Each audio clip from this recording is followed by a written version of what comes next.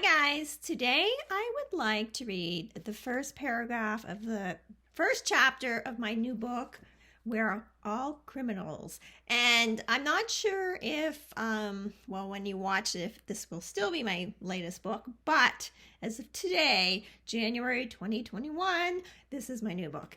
And what I'd like to do, like I say, is to read the first paragraph of the first chapter just to give you a feel for it. Might read a little more. I'm not sure. I'm not great at reading. I start reading out loud. I sound like a stuttering idiot. I admit this. I acknowledge it. It's okay. It's okay.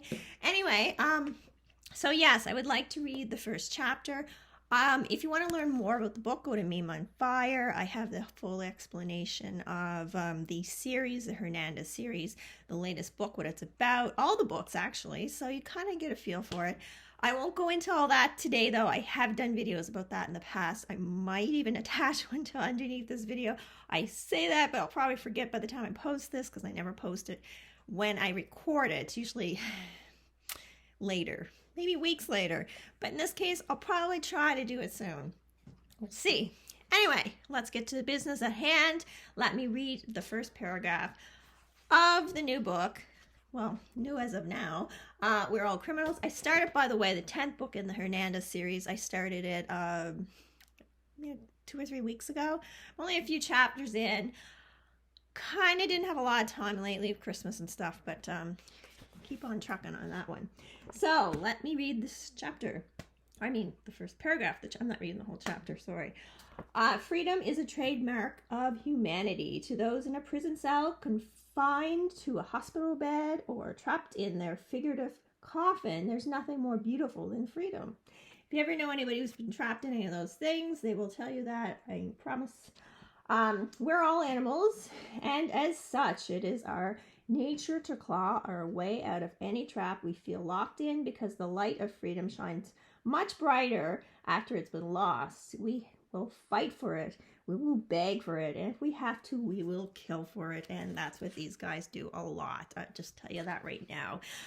If you've not read any of the books in the series, if you're not familiar with the series, there is a lot of murder in it. I'm just going to put that out there. Some people are into that. I don't know if I should read a little more into that, or if I should read the... I'm just going to read maybe I'll read just a little bit more. All right, so no one appreciated freedom more than George Hernandez, a former Mexican cartel leader. He had managed to escape both death and prison, something he recognized as a rarity for his kind, which is true. It is not common with people in the cartel to just freely walk out and have a normal life after all of this. It's just not very common. As far as I know, maybe I'm wrong.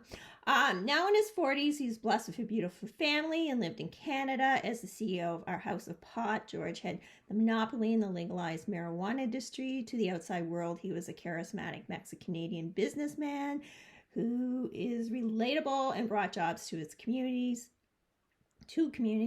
throughout the country. But to those who knew George Hernandez knew him, George Hernandez was one of the most dangerous men in the world and did whatever he needed to get what he wanted. And that pretty much sums up the book. Now, I talked about it before, and I'll just mention again, there's a lot in this book about police corruption, perhaps a little bit. That's kind of in all my books. There's a little bit of not police corruption, but corruption in general. With the police in this book, it kind of shows them in a very unflattering light, which you see a lot when you turn on the news. Of course, not always the case. However, the way George Hernandez deals with the police is a little bit different. He doesn't take them seriously. He is from Mexico, and if you know anything about the cartels in Mexico, they often own the police. The police work for them.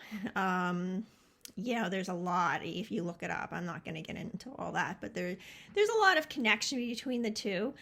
And so his dream, I guess you could say, is to do pretty much the same here. So you will get that a lot in this book. So it's a little bit of a different, it's not just, an activist type book about how bad the police are. I'm not saying that. I'm saying that there is some issues with the police in the book that's brought up. It's the kind of things we're seeing in the media. But also George Hernandez's own way of viewing the police, not very flattering, and how he just wants to take them over. He wants them working for him. He wants some kind of arrangement. But will he get hit? Check it out. Read the book. We're All Criminals, 9th in the Hernandez series. You can read it on its own. You're not going to read it and be like totally lost. I think you pretty much will understand it. You could, though, be intrigued to read some of the other books. Hopefully.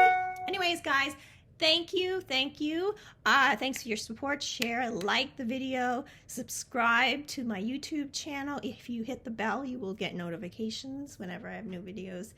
Thank you. Have a great day.